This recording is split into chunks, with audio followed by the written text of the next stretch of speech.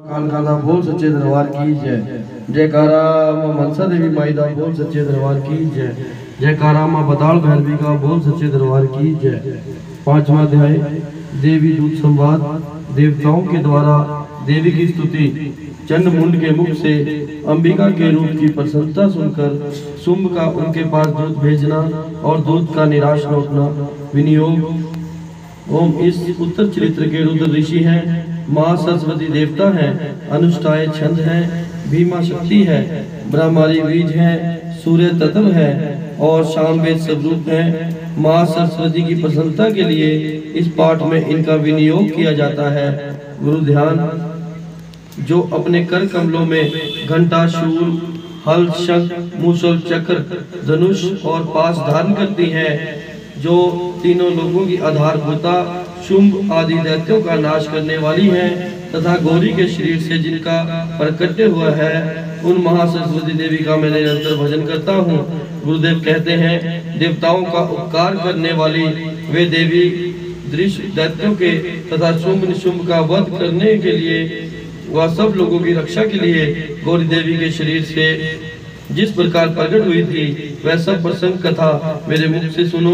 पूर्व काल में शुंभ और निशुंभ नामक असुरों ने अपने बल के घमंड में आकर सचिपति इंद्र के हाथ से तीनों लोगों का राज्य और यज्ञ भाग छीन लिया। वह वही दोनों सूर्य, चंद्रमा, कुबेर, यम और वरुण के अधिकार का भी उपयोग करने लगे। वायु और अग्नि का कार्य भी वे ही करने लगे। उन दोनों ने सब देवताओं को अपमानित कर, राजभ्रष्ट, पराजित कर तथा अधिकारहीन करके स्वर्ग से निकाल दिया। उन असुरों से सताए देवता ने अपराजिता देवी का स्मरण किया और विचार करने लगे कि जगदम्बा ने हमें वर दिया था कि आपत्ति काल में स्मरण करने पर मैं तुम्हारी सब आपत्तियों का तत्काल नाश कर दूंगी। यह विचार कर देवता हिमालय पर गए और वहां भगवती विष्णु माया की स्तुति करने लगे। देवता बोले, देवी को नमस्कार है, महादेवी शिवा को सर्वदा नमस्कार है, प्रकृति एवं भद्रा को नमस्कार है। हम सब नियम पूर्वक जगदम्बा को नमस्कार करते हैं। रुद्रा को नमस्कार है, नित्य गौरी एवं धात्री को बारंबार नमस्कार है। चंद्र रूपणी एवं सूक्ष्म रूपा देवी को नमस्कार है। शरणागत का कल्याण करने वाली बुद्धि रूप एवं सिद्धि रूपा देवी को हम बार बार नमस्कार करते हैं। नेत्रक्षी राक्षसों की लक्ष्मी, राजाओं की लक्ष्मी तथा सवर्णी शिव पत्नी स्वरूपा आप जगदम्बा को हमारा बारंबार प्रणाम है। दुर्गा, दुर्ग पारा, दुर्गम संकट से पार उतारने वाली, सारा सभी की सारभूता, सर्वकारिणी, ख्याति कृष्णा और धूमावती को सर्वदा नमस्कार है। अत्यंत सौम्य तथा अत्यंत रौद्र रूप देवी को हम नमस्कार करते हैं। जगत की आधारभूता करती देवी को बारंबार नमस्कार है। जो देवी सब प्राणियों में विष्णु माया के रूप से कही जाती है, उनको हमारा बारंबार नमस्कार है। जो देवी सर्व प्राणियों में चेतना कहलाती है, उनको हमारा बारंबार नमस्कार है। जो देवी सब प्राणियों में बुद्धि रूप से स्थित है, उनको हमारा बारंबार प्रणाम है। जो देवी सब प्राणियों में निद्रा रूप से स्थित है, उनको हमारा बारंबार प्रणाम है। जो देवी सब प्राणियों में शुदा रूप से स्थित है, उनको हमारा बारंबार प्रणाम है। जो देवी सब प्राणियों में छाया रूप से स्थित है, उन देवी को हमारा बारंबार प्रणाम है।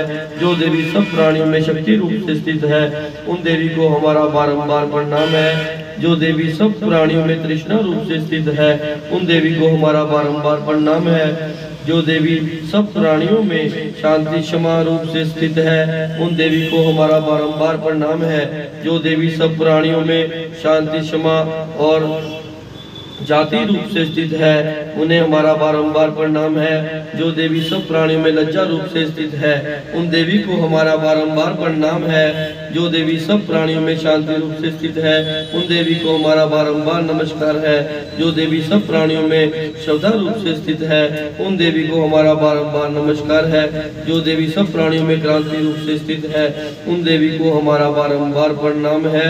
जो देवी सभी प्राणियों में लक्ष्मी रूप से स्थित है, उन देवी को हमारा बारंबार प्रणाम है।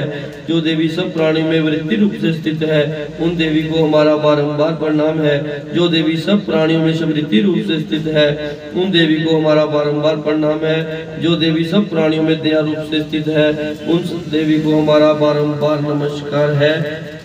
जो देवी सभी प्राणियों में दृष्टि रूप से स्थित है, उन देवी को हमारा बारंबार प्रणाम है। जो देवी सब प्राणियों में माता रूप से स्थित है, उन देवी को हमारा बारंबार नमस्कार है। जो देवी सब प्राणियों में भारतीय रूप से स्थित है, उन देवी को हमारा बारंबार नमस्कार है। जो देवी सभी लोगों में इंद्रिय वर्ग की अधिष्ठात्री देवी एवं सभी प्राणियों में सदा व्याप्त रहने वाली है, उन व्यक्ति देवी को हमारा बारंबार नमस्कार है। जो देवी चैतन्य रूप से इस जगत को व्याप्त करके स्थित है, उन देवी को हमारा बारंबार नमस्कार है। पूर्व काल में अपने अभीष्ट की प्राप्ति होने से देवताओं ने जिनकी स्तुति की थी तथा देवराज इंद्र ने बहुत दिनों तक जिनका सेवन किया था, वह कल्याण की साधन भूता ऐश्वर्य हमारा कल्याण करे और मंगल को करे और सारी आपत्तियों का नाश कर डाले। दैत्यों से सताए हुए हम सभी देवता जिन परमेश्वरी को इस समय नमस्कार करते हैं तथा भक्ति से विनम्र पुरुषों द्वारा समर्पित की जाने वाली पर तत्काल ही संपूर्ण विपत्तियों का नाश कर देती है, वे जगदम्बा हमारा संकट दूर करे। गुरुदेव कहते हैं, राजन, इस प्रकार जब देवता देवी की स्तुति कर रहे थे, उस समय पार्वती देवी गंगा जी के जल में स्नान करने के लिए वहां आई।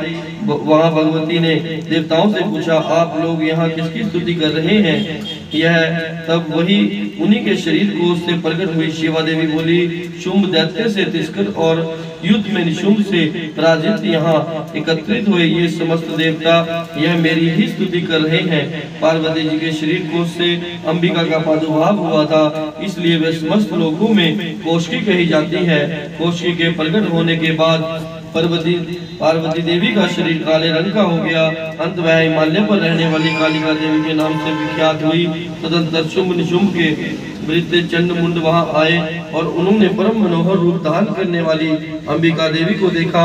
फिर वह शुंभ के पास जाकर बोले, महाराज, एक अत्यंत मनोहर स्त्री है जो अपने दिव्य क्रांति से हिमालय को प्रकाशित कर रही है।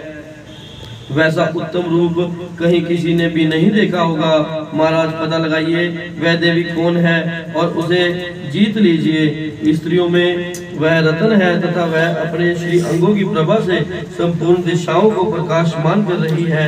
दैत्यराज, अभी वह हिमालय पर ही मौजूद है, आप उसे देख सकते हैं। तीनों लोकों में मणि, हाथी, घोड़े आदि जितने भी रतन हैं, वह सब इस समय आपके घर में शोभा पाते हैं। हाथियों में रतन ऐरावत, यह परिजात का वृक्ष और उच्च श्रव घोड़ा, यह सब आपने इंद्र से ले लिया है। हंसों से जुता हुआ विमान भी आपके आंगन में शोभा पाता है। वह विमान आपने ब्रह्मा जी से छीन लिया है। वह महाप्रभ नामक निधि और कुबेर से छीन लाए हैं। सुवर्ण की वर्षा करने वाला वरुण का छत्र भी आपके घर में शोभा पाता है। वरुण का पाश और समुद्र में जितने भी सब प्रकार के रतन आपके भाई निशुंभ के अधिकार में हैं। अग्नि ने भी स्वयं शुद्ध किए हुए 2 वस्त्र आपकी सेवा में अर्पित किए हैं। दैत्यराज, इस प्रकार सभी रत्न आपने एकत्रित कर लिए हैं। फिर यह जो स्त्रियों में रत्न रूप कल्याणमयी देवी है, इसे आप क्यों अपने अधिकार में नहीं कर लेते? गुरुदेव कहते हैं, चंड मुंड का यह वचन सुनकर शुंभ ने महादैत्य को दूत बनाकर देवी के पास भेजा और कहा, तुम मेरी आज्ञा से उस देवी के सामने यह बातें कहना, ऐसे उपाय करना जिससे वह प्रसन्न होकर शीघ्र ही यहाँ आ जाए। वह दूत जिस पर्वत पर देवी विराजमान थी, वहां पहुंचकर देवी ने मधुर वाणी में कोमल वचन बोला। दूत बोला, देवी, दैत्यराज शुंभ इस समय तीनों लोकों के राजा हैं। मैं उन्हीं का भेजा हुआ दूत, उनकी आज्ञा सभी एक स्वर में मानते हैं। वे समस्त देवताओं को प्राप्त कर चुके हैं। उन्होंने तुम्हारे लिए जो संदेश दिया है उसे सुने। संपूर्ण त्रिलोक की मेरे अधिकार में है, देवता भी मेरी संपूर्ण त्रिलोकी के अधिकार में है। मेरी आज्ञा के अधीन चलते हैं। इस समय संपूर्ण यज्ञों के भागों को मैं ही पदक पादक भोगता हूँ। तीनों लोगों के जितना भी श्रेष्ठ रत्न है वह सब मेरे अधिकार में है। जितने भी रत्न भूत पदार्थ देवताओं, गंधर्वों और नागों के पास थे, वह सब मैंने छीन लिए हैं। देवी, तुम्हें हम संसार की स्त्रियों में रत्न मानते हैं। तुम हमारे पास आ जाओ, क्योंकि रत्नों का उपयोग करने वाले हम ही हैं। देवी, तुम मेरी या मेरे भाई निशुंभ की सेवा में आ जाओ, क्योंकि तुम रत्न स्वरूपा हो। मेरे वर्ण करने से तुम्हें महान ऐश्वर्य की प्राप्ति होगी। अपनी बुद्धि से यह विचार कर तुम मेरी पत्नी बन जाओ। गुरुदेव कहते हैं, दूत के यूं कहने पर कल्याणमयी भगवती दुर्गा जो इस जगत को धारण करती हैं। इस प्रकार बोली। देवी ने कहा, दूत तुमने सत्य कहा है, इसमें तनिक भी झूठ नहीं है। शुंभ इस समय तीनों लोगों का स्वामी है और निशुंभ भी उसी के समान पराक्रमी है, किंतु इस विषय में मैंने जो प्रतिज्ञा कर ली है उसे मिथ्या कैसे करूं? देवी बोली, जो मुझे संग्राम में जीत लेगा, जो मेरे अभिमान को चूर्ण करेगा तथा संग्राम में जो मेरे सम्मान बलवान होगा, वह ही मेरा स्वामी होगा। इसलिए शुंभ तथा निशुंभ स्वयं ही यहाँ पधारे और हो सके तो मुझे जीत ले, इसमें विलंब की क्या आवश्यकता है? दूत बोला, देवी तुम घमंड में भरी हो, मेरे सामने ऐसी बातें ना करें। तीनों लोगों में कौन ऐसा पुरुष है जो शुंभ निशुंभ के सामने खड़ा भी हो सके? देवी, अन्य देवता भी शुंभ निशुंभ के सामने नहीं ठहर सकते, फिर तुम अकेली स्त्री होकर कैसे ठहर सकती हो? इसलिए तुम मेरे कहने से ही शुंभ निशुंभ के पास चले चलो, ऐसा करने से तुम्हारे गौरव की रक्षा होगी। युद्ध के बाद तुम्हें अपनी प्रतिष्ठा खोकर जाना पड़ेगा। देवी ने कहा, तुम्हारा कहना ठीक है, परंतु मैंने प्रतिज्ञा कर ली है। अंत तुम जाओ और मैंने जैसे तुमसे कहा है वह सब दैत्यराज से कहना, फिर जो वह उचित जान पड़े वह करे। देवी दूत संवाद नामक 5वां अध्याय संपूर्ण हुआ। बोलो सच्चे दरबार की जय। मणिमाजरा कालका गद्दी की जय।